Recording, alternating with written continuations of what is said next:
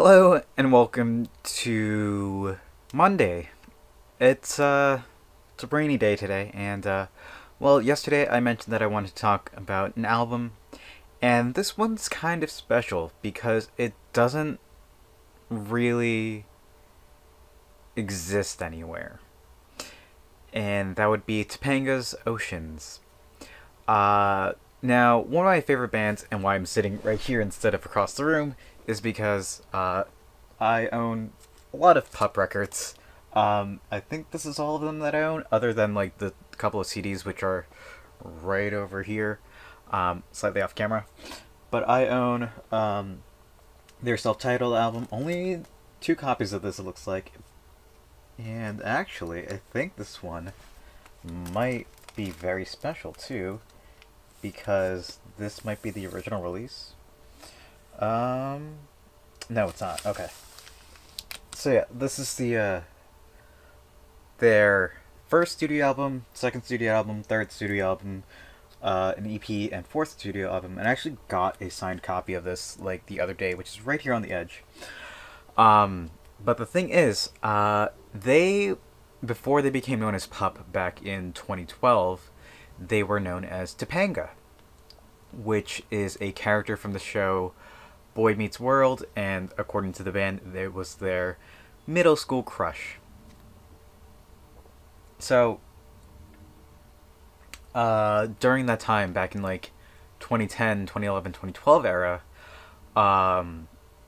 the announcement for the show Girl Meets World, the spin-off, was announced, and the band had worked on a couple of songs, many of which are, I say many, it's only a few. Only a couple actually made it to this record. That would be, off the top of my head, Maboo. I cannot.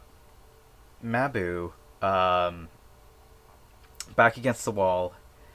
And there's one more. There's one more. I just wrote about it yesterday. I'm gonna have to look. Lionheart. And all three of those are probably some of the band's least played at live shows, except Back Against the Wall, maybe. But the band released this, let's call it a demo tape. They released it in kind of three kind of waves. The first was called Topanga EP, which then got renamed to the Lionheart EP, I believe. And then from there, they released a 7-inch vinyl record that contained two songs, Maboo and Oceans. Oceans being the A-side, the B-side being Maboo. And then the final release was a like Japanese kind of CD that had the first 6 songs and then 2 bonus songs. And you can find these all like kind of like archived away some places. You can find it on YouTube. You can find it scattered throughout the internet. But the band, once they went under this name change and this rebranding, they kind of left all of that behind and then focused on the new Pup sound. Because the old Pup sound had some weird stuff. They had some weird country. They had weird folk songs. And the band definitely went more in the punk direction as opposed to like, you know, lighter rock, more country rock kind of feel.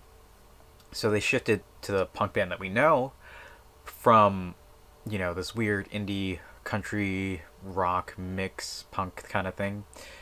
And I wanted to talk about that because I found it super, super cool. With that said, the band has expressed that they do not really want to see that, like, they don't plan on ever doing anything with it, and they rather, like, have it be, you know, they're not going to do anything with it, they're not going to touch it, so, which is kind of unfortunate.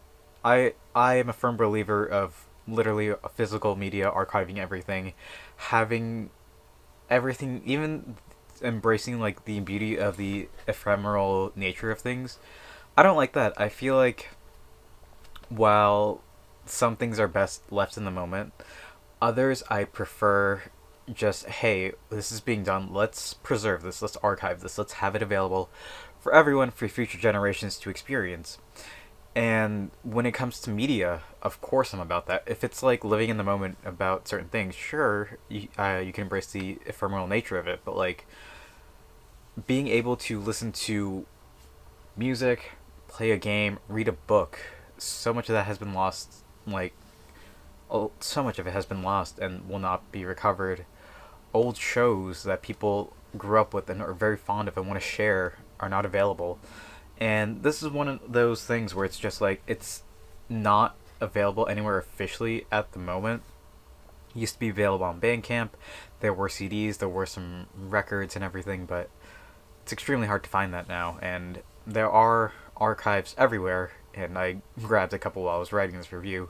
But for like it to not exist and like the band not really wanting it to exist, it feels kind of weird. It's just like, hey, this got our foot in the door and really like set us up for like where we're going. Let's ignore all of that and let's just get rid of that. And it feels weird. I can respect that decision, but I personally hate it.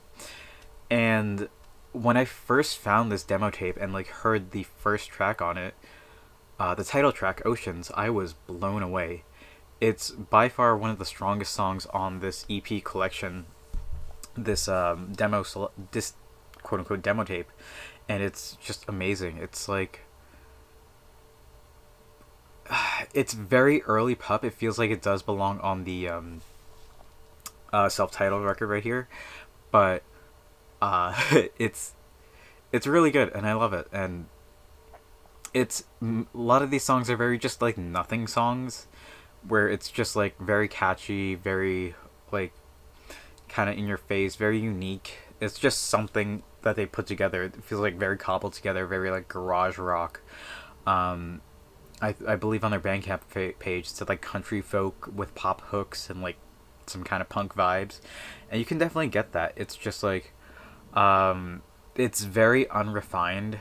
Like it's like when they got to the studio versions of 3 songs that I mentioned, Mabu, Lionheart, and Back Against the Wall, they punched up the bass so much and they got it more, it's like more in your face, more screaming, more cathartic, as opposed to how Stefan sings, lead singer Stefan Babcock sings with this. It's just like his voice is much higher pitched, he's much younger, and like it's just a lot of like tightening up, cleaning things up, and that's great and everything. I love that. It's just the way it's done in some of these demos is just very like Oceans feels like it could be off of self-titled. Even like what is it, The Dream Is Over, it feels like it could belong on there.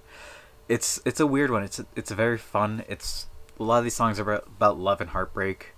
Mabu is a demo off of self-titled. It's about Stefan's car. It's basically unchanged. Like the ones that are demos are basically unchanged. Just, you know, tightening up, adding more bass. Stefan adjusting his vocals, like that kind of thing. So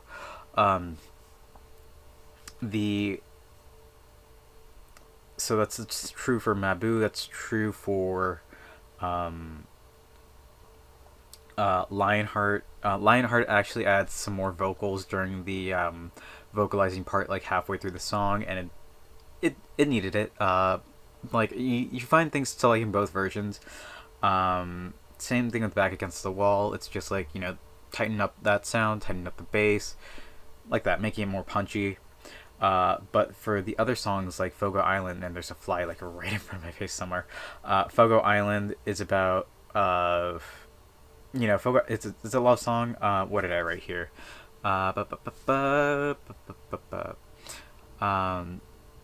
Yeah, it's a bittersweet love song. I'm talking about the ghosts of past relationships on Fogo Island, which is an island off the coast of the island Newfoundland in Canada. It's like East Coast Canada.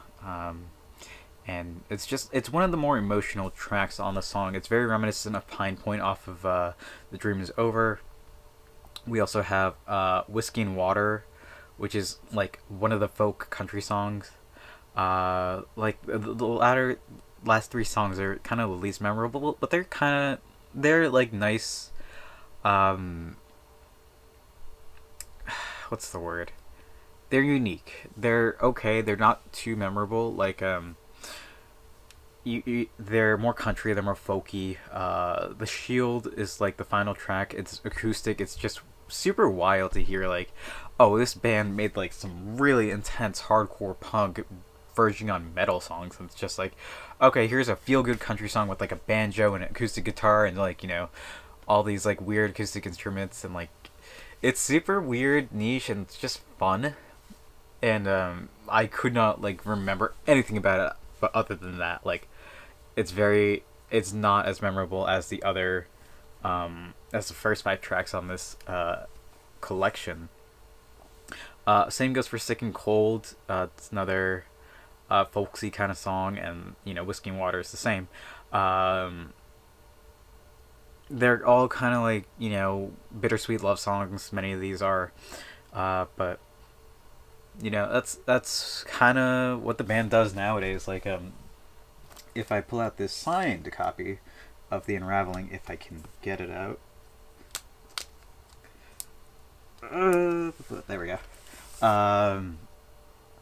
Yeah, signed copy. This like I got this last week. Super happy about that. This actually no, this one's very unique. I talked about it before, but there are no real love songs on this. But if we go to if we go to Morbid Stuff, we have songs like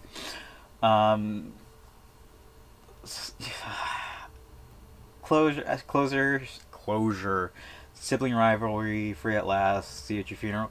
Like I okay, maybe not as much nowadays, but it definitely feels like that's like kind of where the band got their start with bittersweet love songs, and I feel like that's very like a staple of the punk genre, and that's where that's where it came from. That's where it's going. That's where it's always going to be. I think that's most of my collection. It's just bittersweet love songs. You have the Pup collection here. You have the Fall Out Boy collection right here. You have all these like punk pop like Paramore, Panic at the Disco, 21 Pilots. What else? Wallows. Like a lot of this stuff is just that's my like taste in music, and it's whatever. But it's just like it's really nice to see like okay, this is where the band got their start.